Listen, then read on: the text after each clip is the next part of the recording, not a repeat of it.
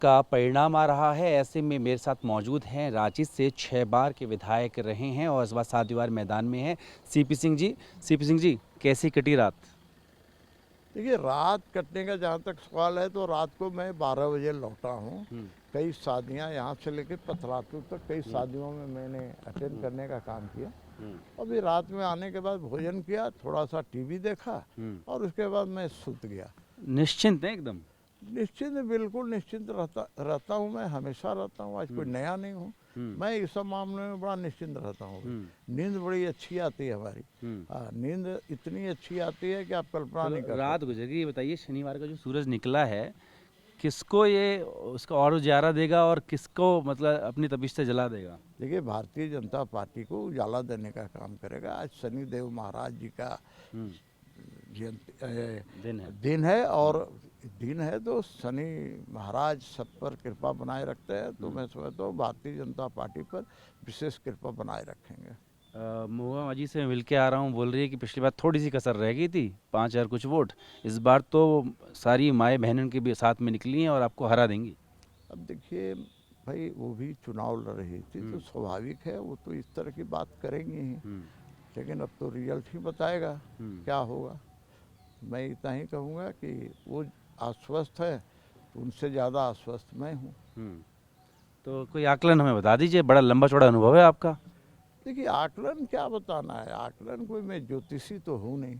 अनुभव के आधार पर? अनुभव के आधार पर ये है कि भारतीय जनता पार्टी चुनाव में विजयी श्रेणी हासिल कितनी? 81 में से कितनी? 81 में से लगभग 45 से लेकर 50 तक भारतीय जनता पार्टी और लेंगी। अगर ऐसा हो रहा है तो किसको देखना चाहेंगे आप मुख्यमंत्री? खुद भी आप रेस में हैं? नहीं, देखिए, मैं भारतीय जनता पार्टी का कार्यकर्ता हूँ और हमारा प्रदेश नेतृत्व राष्ट्रीय नेतृत्व तय करता है कौन क्या बनेगा। तो मैं एक कार्यकर्ता होने के नाते पार्टी के आदेश का अच्छा सा पालन करता हूँ, इसलिए मैं इन सब विवादों में पड़ता ही नहीं हूँ। अब मौका मिले तो?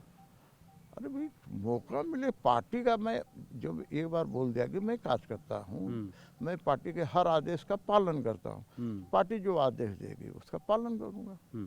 आपने अपने दल का बता दिया, आप ये मुझे बता दीजिए कि जेएमएम कितने पे रह जाएगी और कारण क्या रहेंगे मुख्य?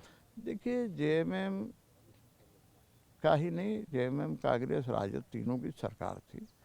तो स्वाभाविक रूप से झारखंड की जनता को इन्होंने ठगने का काम किया है और भ्रष्टाचार की पराकाष्ठा कर दिया है लोगों ने, लूट खसोट।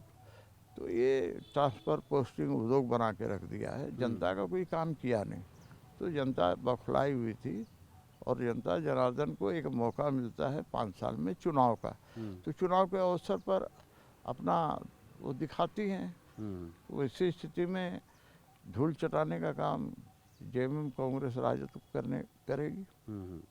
ये कह रहे हैं कि ये जो मैया योजना है बहुत कारगर है और उसने पूरा गेम पलट दिया है। देखिए, मैया योजना उनका है तो भारतीय जनता पार्टी ने गोगो दीदी योजना लाई है। वो 1,000 दे रहे थे, हम लोग 2100 देने का वादा किया है कि भाई पहली कैबिनेट में निर्णय होगा और 11 दिसंबर से उनके खाते में जाना शुरू हो जाएगा। और जिस तरीके से आप लोगों ने मुद्दा उठाया है कि बाहरी आ रहे हैं, घुसपैठियों को यहाँ पनाह दी जा रही है, वोटर बनाया जा रहा है, ये सब मुद्दा रहा है या बटो कटोगे वाला? नहीं, ये तो बहुत बड़ा मुद्दा है। आज संथाल परगना की स्थिति ये है कि वहाँ लैंड जिहाद, लव जिहाद, ये सारी चीज़ें हो रही हैं। आज डेमोग्राफी चेंज हो गया है, तो ऐसी स्थिति में भाई जनता भी सोचती है, जनता भी समझती है कि कल खतरे में होंगे। तो उसके लिए भारतीय जनता पार्टी ही ऐसी पार्टी है जो उसे सुरक्षित रख सकती है। ठीक है, बात करने शुक्रिया।